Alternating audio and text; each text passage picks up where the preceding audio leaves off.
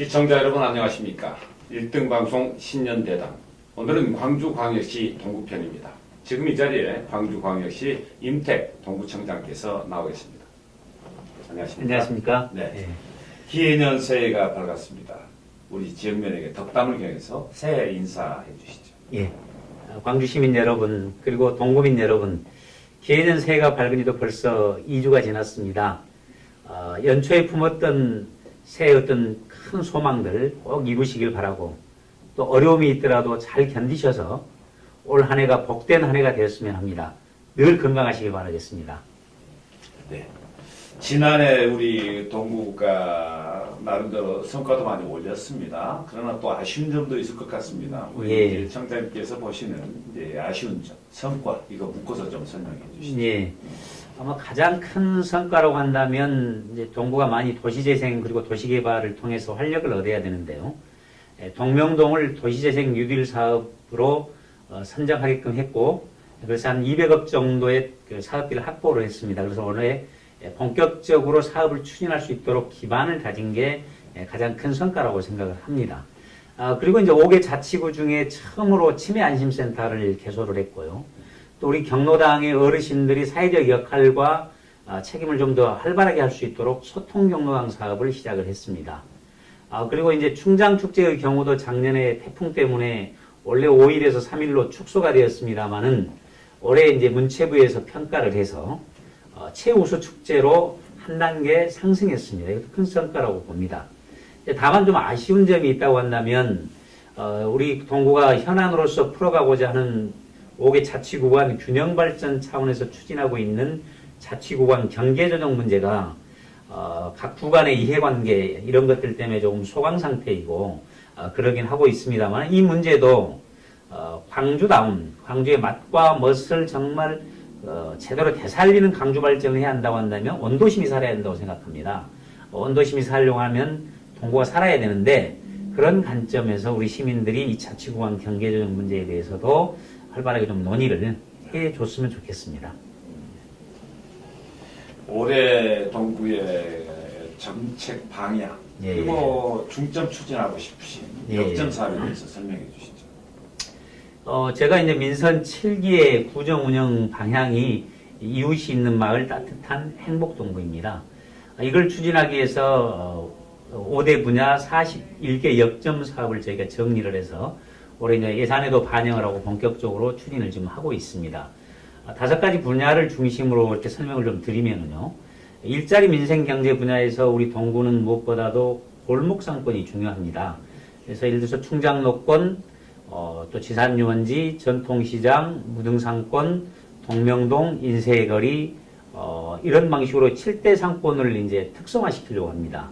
이렇다면 충장로는 뷰티 패션 산업으로, 동명동은 카페 거리로서 젊음의 거리로, 또 우리 무등산 증심사 이쪽도 문화와 예술을 입혀서 생태 환경, 그런 환경으로 바꾸고자 합니다. 전통시장도 더 많은 분들이 찾을 수 있도록 그렇게 고객 쉼터라든지 이런 걸 준비를 하고 있습니다. 두 번째는 이제 도시 환경입니다. 살고 싶고 찾고 싶은 도시 환경을 만들기 위해서 아까도 말씀드렸습니다만은 정주 여건, 동명동의 도시재생 뉴딜 사업 같이 정주 여건을 좋게 만드는 거고, 그다음에 이제 주차 공간 같은 경우도 좀 더 많이 만들어서 편리하게 해드리고 싶고, 쌈지 공원이라든지 이런 것들도 만들고, 동네 작은 도서관이라든지 이런 것들도 확충해 나가는 도시 환경을 바꾸고자 합니다. 세 번째는 이제 마을 복지인데요. 마을 복지를 저희가 말씀드리는 것은 기존에 이제 기초수급자라든지 어려운 분들에 대한 이 복지 사업이 동이라든지 구를 통해서 하고 있습니다만은 실제로 어렵습니다만 법적인 보호를 받지 못한 그런 주민들도 꽤 많습니다. 그래서 복지의 사각지대를 최소화하고 복지 안전망을 더욱 촘촘히 구축하기 위해서 마을 복지를 실현하려고 합니다. 그 일환으로 산수 일동의 마을복지 커뮤니티센터, 마을복지 사랑방을 시범적으로 올해 운영을 해서 주민들의 어려움을 함께 파악을 하고 주민들의 어려움을 함께 돌보고 하는 주민이 주도하는 그런 복지 사업을 마을에서부터 시작하려고 합니다. 네 번째는 이제 생활문화예술인데 우리 시민들의 삶의 질을 높이는 방안의 하나로서 우리 주민들이 하고자 하는 각종 취미, 문화적 활동, 예술적 활동, 체육 활동 이런 것들을 보다 활발하게 할 수 있도록 적극적으로 지원하고자 합니다. 그리고 이제 아시아 문화 전당을 거점으로 해서 우리 동구에 예를 들어서 예술의 거리 그리고 이제 오가은이라든지 금호시민문화회관 골목 내에 있는 둘러볼 곳들이 많습니다. 뭐 비움박물관이라든지 또 학운동에 가면은 또 새로운 미술관들도 많이 생겼습니다. 그리고 이제 전통시장도 특성화시키면 문화관광 쪽으로 저희가 활용할 수 있다고 생각합니다. 그래서 아시아 문화 전당을 거점으로 해서 도보 투어 이런 것들을 개발을 해서 문화적으로도 활발하게 힘을 얻는 그런 동구를 만들어 보고 싶고요.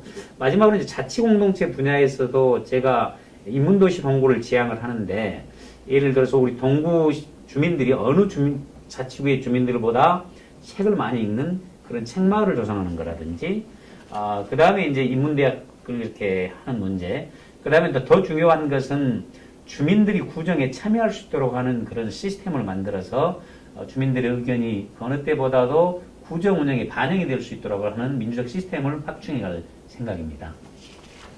네, 조금 전에 이 동명동 얘기를 하셨습니다. 예. 이 동명동이 도시재생 뉴딜 사업지로 선정이 되면서 원도심으로서의 어떤 부활을 꿈꾸고 있다고 봐야 되지 않겠습니까? 예. 현재 그 진행 상황은 어떻게 되어 있습니까? 네, 이제 작년에 동명동이 도시재생 뉴딜 사업으로 200억 예산이 확보는 되었습니다만 이제 본격적인 사업 추진은 올해부터입니다. 현재는 이제 절차적으로 그 도시재생 활성화 계획을 수립하고 있습니다.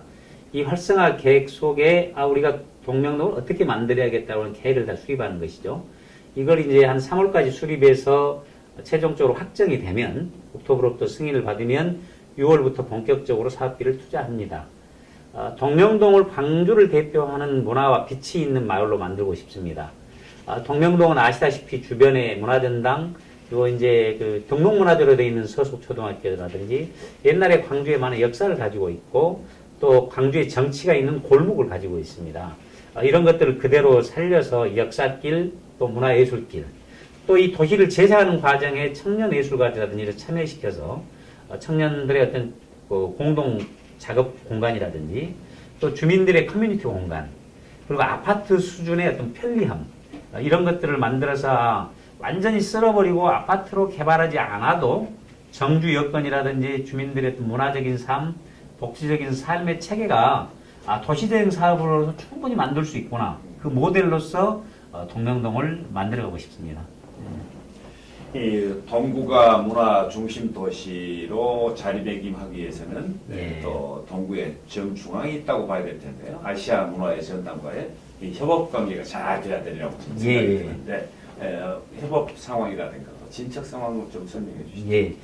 방금 뭐 잘 지적을 하셨습니다만은 어떻게 보면 동구의 소중한 자원 중에 하나가 국립아시아 문화 전당이라고 생각합니다. 근데 이 문화 전당을 우리 동구가 충분히 활용하지 못했습니다. 그래서 우선은 이게 잘 활용을 하려면 양 기관의 협력 관계가 잘 돼야 된다고 생각을 합니다. 그래서 제가 이제 취임해서 새로 조직을 만든 게 문화교류 협력반실입니다.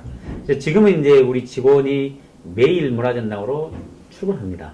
그래서 문화전당에 대한 이해, 문화전당이 어떤 사업을 하고 있고, 문화전당이 앞으로 뭘 하려고 하는 건지, 거기에 발맞춰서 우리는 이걸 어떻게 협업해서 동구에 많은 사람들이 올 수 있도록 할 것인지를 지금 협력 사업을 하고 있습니다.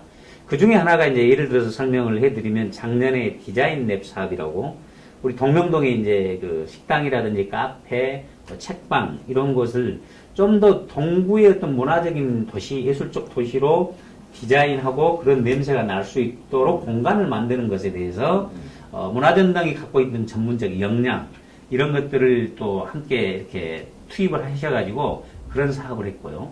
또 작년 말에 우리 동구의 그 공예라든지 이런 부분에 명장이 24분이 계십니다.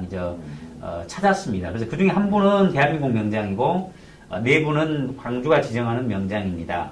나머지 16분도 명장에 버금가지만, 이분들이 충분히 활동하고, 어떤 공예품을 제작하고, 전시하고, 이런 인프라라든지, 그런 지원들이 좀 열악했습니다. 근데 이런 것들을 문화의 전당이 가지고 있는 전문적인 인력이라든지, 또 어떤 인프라 이런 것들을 활용을 해서 이분들의 어떤 작품 활동이나 이런 것들을 더욱 활발히 하고 또 전시하고 판매할 수 있는 시스템을 문화전당과 협업함으로써 동구의 어떤 그런 명장들이 충분히 활동하게 함으로써 동구의 어떤 문화적 유산과 자산을 우리의 경쟁력으로 만들어갈 생각입니다. 네, 마지막으로 우리 동구민들에게 인사 말씀해 주시죠. 예, 존경하는 동구민 여러분 그리고 시민 여러분, 우리 동구는 잘 아시다시피 인구의 규모도 가장 작습니다. 따라서 재정 규모도 작습니다. 그러나 또 희망이 있습니다. 광주의 어떤 문화적인 자원, 역사적 자원, 또 멋을 또 그대로 안고 있는 게 동구입니다. 이런 동구가 갖고 있는 잠재적 역량을 잘 살려서 우리 동구에 많은 분들이 찾아올 수 있게끔, 그래서 문화적으로나 관광적으로 활성화시켜서 동구를 새롭게 변모시키겠습니다. 시민 여러분께서 관심 가지셔서 추억이 있는 동구를 자주 찾아주시고 동구의 골목을 찾아주시고 동구의 맛집을 찾아주시기 바랍니다. 우리 동구가 새롭게 광주의 도시재생, 원도심을 살리는 모범으로 만들어 가겠습니다. 적극적으로 성원해주고 또 관심 가져주시기 바랍니다. 고맙습니다. 1등 방송 신년대담, 지금까지 광주광역시 임택 동구청장을 만나봤습니다. 고맙습니다. 말씀 감사합니다. 감사합니다. 예.